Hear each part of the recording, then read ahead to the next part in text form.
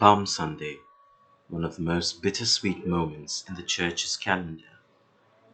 On Palm Sunday, we commemorate Jesus' entry into Jerusalem, when all the crowds accompanying him sang a psalm of praise, waved branches, and appeared to welcome Jesus into Jerusalem as their king.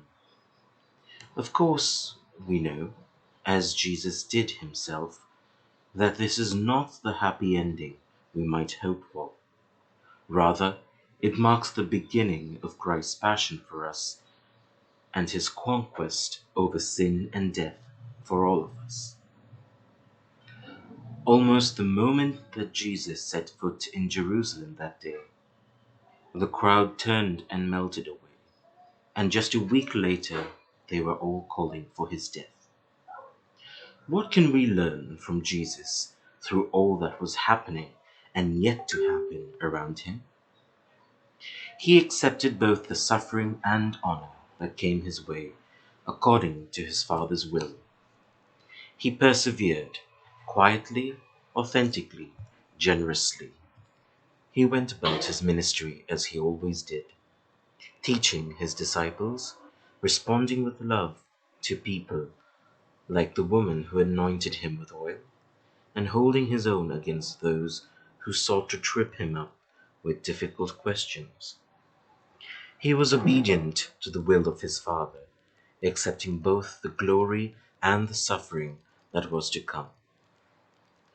In doing so, he suggests to us how we might seek to live during both the happy and difficult times of our lives. His answer to our question? By not being selective in our acceptance of suffering and honor that comes our way, but rather accepting completely the will of God for us in each of our lives. And like Jesus, we need to accept both the glory and the suffering that comes our way.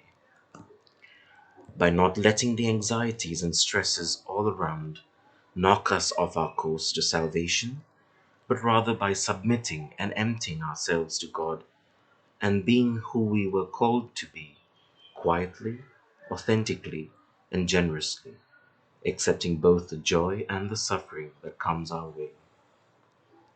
Accepting all situations and circumstances, as this is God's will for us, as Jeremiah chapter 29 verse 11 states, "For I know the plans I have for you, declares the Lord, plans to prosper you and not to harm you, plans to give you hope and a future."